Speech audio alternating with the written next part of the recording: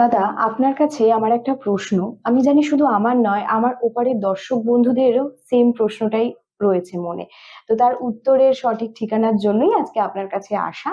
জানি তার সঠিক উত্তরটাও আমরা ঠিক জানতেই পারবো। দেখুন, এখনকার দিনে সবাই প্রচন্ড পরিমাণে ব্যস্ত হয়ে উঠেছে এবং লাইফস্টাইল অনেকটা এগিয়ে গেছে। সেই ক্ষেত্রে পড়াশোনা শিখেও কিন্তু আমাদের প্রত্যেকের বাবা মার একটা চিন্তা থাকে যে কিভাবে আমরা আমাদের ছেলে বা মেয়েকে সঠিক পাত্র বা পাত্রীর হাতে দেব। এই ব্যাপারটা নিয়ে জানতে চাইবো, কারণ আমরা দেখতেই পাই সবাই খুব ভালো স্টাবলিশড পড়াশোনা করেছে, ভালো চাকরি করছে, এখন মহিলারাও সমানভাবে এগিয়ে গেছে। প্রত্যেকে খুব ভালো, বেশ ভালো ছেলের সাথে জানো তো মেয়েকে বিয়ে দিয়েছি। দুদিন পরে যখন জিজ্ঞেস করলাম মেয়ে কেমন আছে, মেয়ে না ভালো নেই, ডিভোর্স হয়ে যাবে। ডিভোর্সের মাত্রাটা এখনকার দিনে অনেক বেড়ে গেছে। কেন বেড়ে গেছে, কি উপাদান, মানে কি সমাধান যদি আপনি বলেন তো সেটা হলে ভালো হয়। খুব ভালো প্রশ্ন করলে। আজকালকার দিনের আমাদের পিতামাতা সকলেই চায় তার কন্যা একটা খুব ভালো বাড়িতে বিবাহ হোক বা সুখে থাকুক। কিন্তু কিছুদিন পরে আমরা দেখতে পাই সেই বিবাহটা আস্তে আস্তে ভালোর দিক থেকে খারাপের দিকে চলে যায়, তারা সংসার করতে চায় না কেন কি। এর মূল হচ্ছে কয়েকটা কারণ আছে।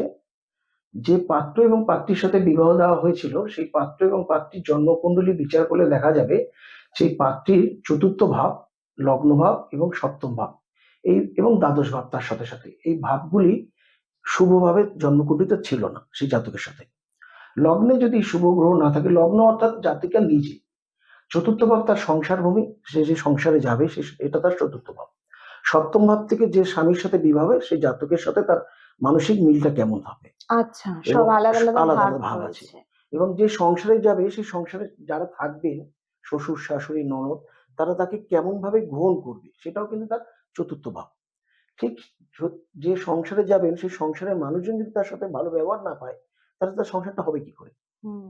ঠিক। একটা পাত্র আর পাত্রীর মধ্যে বিবাহ শুধুমাত্র দুটো মানুষের নয়, কিন্তু কুটুম্ব ভাব আছে এর মধ্যে। দ্বিতীয় ভাব, দ্বিতীয় ভাবটা হচ্ছে কুটুম্ব, তার বিবাহ পরবর্তী। এই কুটুম্ব হচ্ছে রক্তের সম্পর্ক না, এটা হচ্ছে দ্বিতীয় ভাব থেকে বিচার করতে হয়। এবং এই যে দ্বিতীয় ভাব এবং তার সাথে চতুর্থ ভাব, সপ্তম ভাব এবং তার শারীরিক সুখের জায়গাটা হচ্ছে হচ্ছে তার দ্বাদশ ভাব, আচ্ছা। শয্যা সুখ। একটা পাত্র এবং পাত্রীর মধ্যে বিবাহ হলে তার সাংসারিক সুখ হলেও তার যদি শারীরিক মিলনের ক্ষেত্রে বাধা কারণ হয়ে দাঁড়ায়, তাহলে কিন্তু সেই সংসারটা হতে পারে না। তাহলে এতগুলো ভাবের মধ্যে যদি দেখা যায় পার্সেন্টেজ হিসাবে তার বেশিটাই অশুভ আছে, জন্মকুণ্ডলিতে অনুকূল নেই, প্রতিকূল আছে, তাহলে কিন্তু তার সংসারটা হবে না। মানিয়ে আচ্ছা। নিতে পারছে না তার স্বামী। সে দেখলো সে তার মনের মতো নয়, যে সংসারে গেছে সেই সংসারে মানুষজন তাকে পছন্দ করছে না, তাকে ভালোবাসছে না, তাকে সে সম্মান দিচ্ছে না। আবার দেখা গেল যে স্বামী তার সাথে যে শারীরিক মিলনের ক্ষেত্রে সেটাও একটা বাধা হয়ে দাঁড়ালো, তাহলে কিন্তু সেই পাত্রীর সাথে সেই পাত্রের আর বিবাহটা বেশি দিন টিকবে না। আচ্ছা। আচ্ছা। কিছুদিন পরেই সেটাকে, বিবাহটা ডিভোর্সের দিকে নিয়ে যাবে। আচ্ছা, এরকমও তো হয়, কারণ আমরা মানে আমাদের যে আগের জন্মে যারা ছিল প্রত্যেকে বলেছে যে সবাই মিলে সুখে শান্তিতে স্বামী স্ত্রী মিলেমিশে থাকবে, এটা একটা আমাদের ভালো থাকার জায়গা।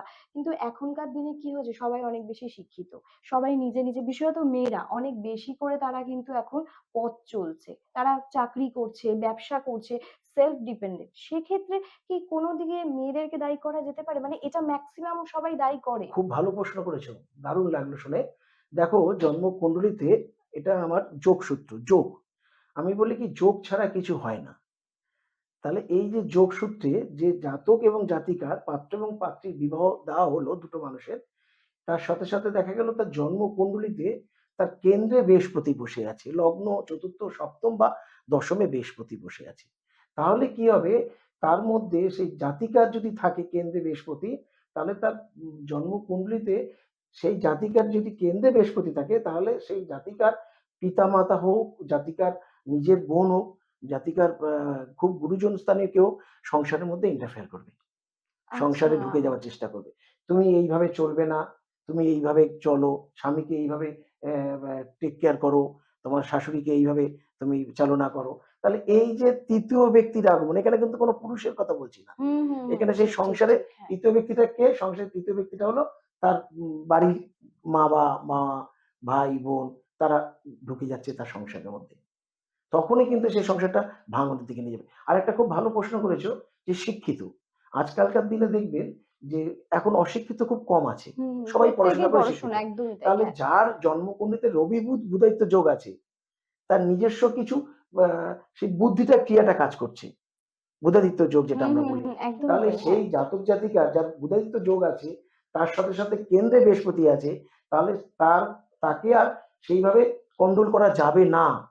হচ্ছে না তো, ওই জন্যই কন্ট্রোল তো ম্যাক্সিমাম তুমি তোমার ডিভোর্স। পিতা-মাতা দেখো, তোমার ঠাকুমা দিদা দেখো, কিন্তু আমাদের গুরুজনদের দেখো, তাদের তো এত কিছু ছোট বিচার ছিল না।